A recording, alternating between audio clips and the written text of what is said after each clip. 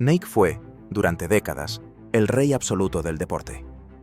Desde las pistas de Oregón hasta cada podio olímpico, el mundo se inclinaba ante el poder de su swoosh, pero hoy, ese imperio se desmorona, capa por capa. En cuestión de meses, perdió más de 40.000 millones de dólares en valor. La acción se desplomó. Las ventas cayeron, y sus tiendas están saturadas de rebajas. ¿Qué está ocurriendo dentro de Nike? ¿Cómo pasó de ser el sueño de millones a tener que rogar por atención? ¿Acaso su ambición por convertirse en una empresa de tecnología mató el alma deportiva que la hizo legendaria? ¿O fue dentro del propio Valle de Oregón donde empezó la desconexión? Este video no trata solo de pérdidas financieras. Lo que descubrimos va más allá de los números. Es una historia construida con reportes financieros, testimonios de exempleados y la reacción silenciosa de millones de consumidores. Antes de perderlo todo, Nike fue la cima del sueño americano. Pero para entender por qué Estados Unidos le dio la espalda a su marca más icónica, tenemos que volver al lugar donde todo comenzó, con un maletero de coche, un par de zapatillas y una creencia inquebrantable: Just do it. Los orígenes. Nadie imaginó que una de las marcas más icónicas del planeta nacería en un maletero de coche, en las tranquilas calles de Oregón. Pero así comenzó todo. Phil Knight no era una estrella del deporte. Era un corredor frustrado, alguien que no logró triunfar en la pista, pero que jamás dejó de soñar con transformar el deporte desde otro lugar. A su lado, su entrenador Bill Bowerman, obsesionado con la idea de crear el zapato perfecto para correr más rápido, más lejos, con más alma. Con $50 prestados y unas pocas muestras importadas de Japón, nació Blue Ribbon Sports. Sin oficinas, sin empleados. Solo ellos dos, y un maletero lleno de zapatillas. Años después, renombraron la empresa como Nike, inspirados en la diosa griega de la victoria. La diseñadora del icónico logo cobró $35 por el símbolo que hoy vale miles de millones. Pero en ese momento, no era más que una línea, una esperanza. Nike no vendía zapatos, vendía actitud. Si tienes un cuerpo, eres un atleta, decía su filosofía. No importaba tu origen, tu clase social, ni tu pasado. Solo tu voluntad de hacer, de intentar, de correr, de levantarte. Esa visión encontró eco en una América que empezaba a mirarse al espejo con confianza, una nación en pleno auge, con jóvenes dispuestos a romper límites. Nike les habló directamente al corazón. Tú puedes. Y la gente respondió, porque por primera vez, una marca no te exigía ser perfecto. Solo te pedía que creyeras. Desde sus inicios, la marca entendió algo que pocas marcas comprenden. El deporte es emoción. Y Nike supo canalizar esa emoción en cada suela, en cada campaña, en cada historia. Sus primeros éxitos no vinieron de grandes presupuestos, sino de atletas reales, de historias auténticas como Steve Prefontaine, el rebelde del atletismo, que se convirtió en el primer embajador no oficial de Nike. En ese entonces, Nike no tenía fábricas propias ni millones para publicidad, pero tenía algo más poderoso: una causa, una idea que los corredores compartían de boca en boca. Nike era una creencia antes que un producto, y por eso corrió más lejos que nadie. Lo que empezó como una simple importadora de calzado, estaba a punto de convertirse en el símbolo de una generación. El éxito. En los años 80 y 90, Nike no solo creció, dominó. Se convirtió en algo más que una marca deportiva. Era un movimiento cultural. Fue el latido de una nueva América. Rebelde, ambiciosa, libre. Y Nike entendió exactamente cómo hablarle. Primero fue Michael Jordan. Nike no solo lo fichó, lo convirtió en mito. Las Air Jordan no eran unas zapatillas, eran una declaración de identidad. El salto de Jordan en cámara lenta, el logo en el aire, el eslogan Be Like Mike. Todo era parte de una narrativa perfectamente construida. Las Air Jordan llegaron a vender más que algunas marcas enteras. Fue el primer fenómeno donde una zapatilla era más deseada que el deportista que la usaba. Pero Nike no se detuvo ahí. Vinieron Tiger Woods, Serena Williams, Kobe Bryant, LeBron James. Cada uno, una historia de superación. Nike no solo patrocinaba atletas, los elevaba a leyendas. La marca transformó el deporte en inspiración pura. En cada anuncio, en cada victoria, se respiraba un mensaje claro: nada es imposible. En 2016, Nike alcanzó los 32.000 millones de dólares en ingresos. Era más grande que la economía de países enteros.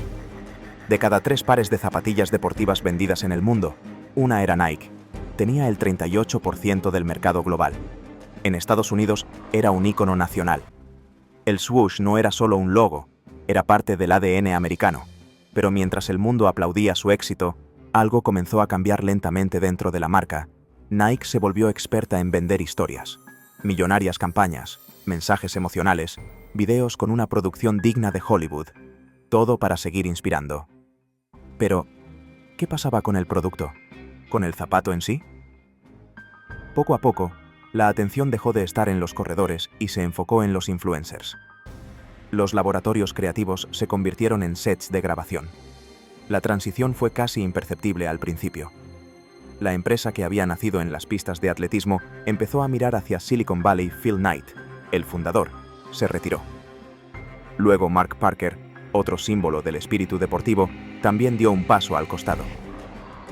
En su lugar, llegó John Donahoe, un ejecutivo que no venía del mundo del deporte, sino del mundo de la tecnología. Por primera vez, Nike estaba siendo dirigida por alguien que no hablaba el idioma del sudor, sino el del algoritmo. Y así comenzó una nueva etapa. Más eficiente, más digital, más directa.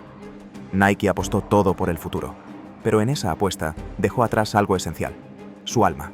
Porque cuando una marca deja de correr para liderar y empieza a correr para alcanzar, el peligro ya está en marcha. La caída.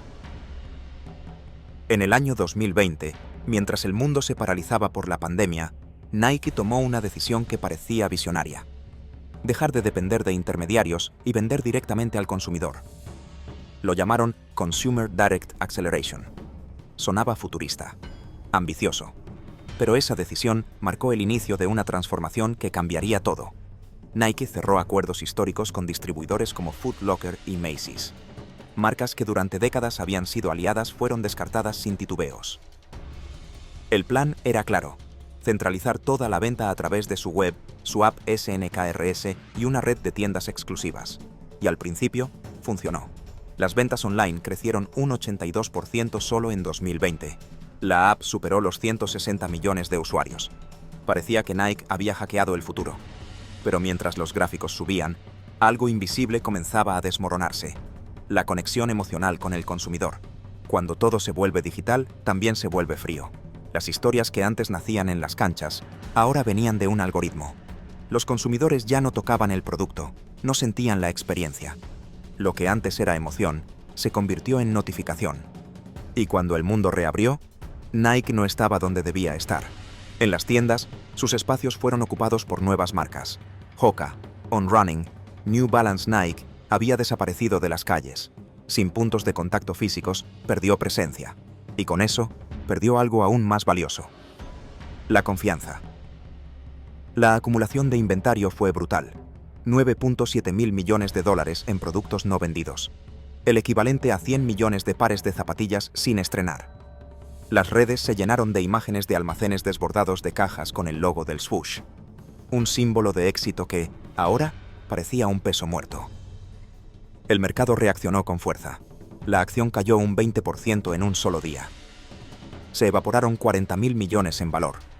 Se anunciaron despidos masivos y recortes. Nike, el gigante, estaba tambaleando. Pero no fue un escándalo el que lo derrumbó. Fue algo más silencioso, más letal. El consumidor simplemente dejó de importarles. Mientras Nike optimizaba clics, su calidad bajaba, sus precios subían y sus campañas eran cada vez más vacías. La marca que antes inspiraba, ahora parecía estar gritando para que la escuchen, sin que nadie prestara atención. El comentario más viral en YouTube lo resumió todo: Nike ya no inspira, solo vende. Los consumidores no protestaron, no quemaron zapatillas, simplemente dejaron de comprarlas, y ese fue el golpe más duro: el abandono silencioso. Mientras Hoka y On Running crecían más del 30% por trimestre, Nike acumulaba caídas consecutivas en Estados Unidos. Su línea Pegasus, antes reina absoluta del running, fue superada por modelos más auténticos, más cómodos, más reales.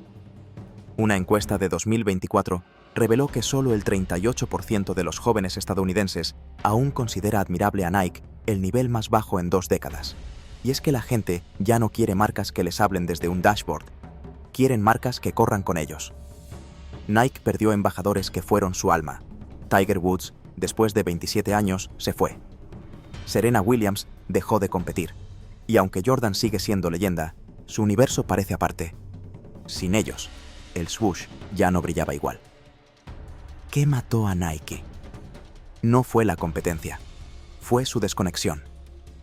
Nike dejó de entender al corredor, al jugador, al soñador. Se obsesionó con métricas y olvidó los latidos.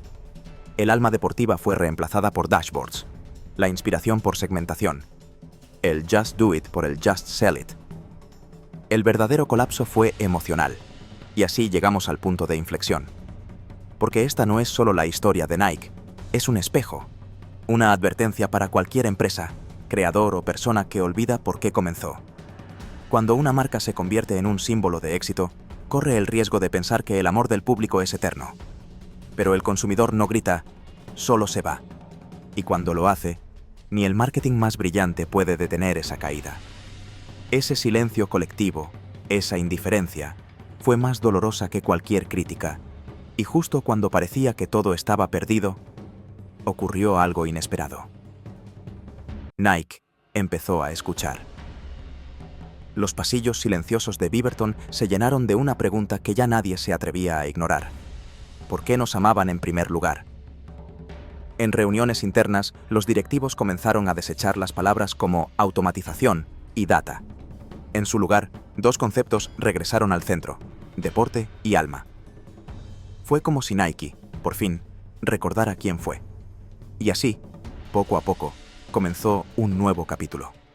No uno lleno de promesas grandilocuentes, sino de introspección, ajustes y un regreso a lo esencial. La actualidad. En 2024, tras 3 trimestres de caídas consecutivas en ventas, Nike se enfrentó a su peor resultado en 20 años, una disminución del 8% en ingresos. Mientras tanto, sus principales competidores registraban crecimientos de 2 dígitos. Era evidente, seguir apostando por algoritmos no iba a salvarlos. Fue entonces cuando tomaron una decisión crucial: dejar atrás la obsesión con la data y volver al deporte. Nike convocó a Elliot Hill, un veterano con más de 30 años en la empresa, que conoce el pulso del atleta y no del programador. Su primer movimiento fue claro y simbólico: escribir en una pizarra blanca, sin slides ni dashboards, una sola frase: Bring sport back to the center. Desde entonces, la empresa cerró líneas débiles, aumentó un 25% su inversión en I+D y renovó alianzas con tiendas físicas como Foot Locker. También firmó con Caitlin Clark, la nueva estrella del baloncesto femenino, y recuperó su lenguaje emocional en las campañas. Menos hype, más sudor. ¿Está Nike de vuelta? Aún no, pero está despertando. Y eso es lo que hace distinta esta historia. Nike no cayó porque su competencia fue mejor, cayó porque se traicionó a sí misma. Pero ahora, en vez de gritar, está escuchando. En lugar de vender más, quiere volver a significar más. Porque en un mundo donde todos quieren ser grandes, tal vez el verdadero desafío sea volver a ser humanos. ¿Y tú, si un día lo tuviste todo, tendrías el coraje de volver a empezar?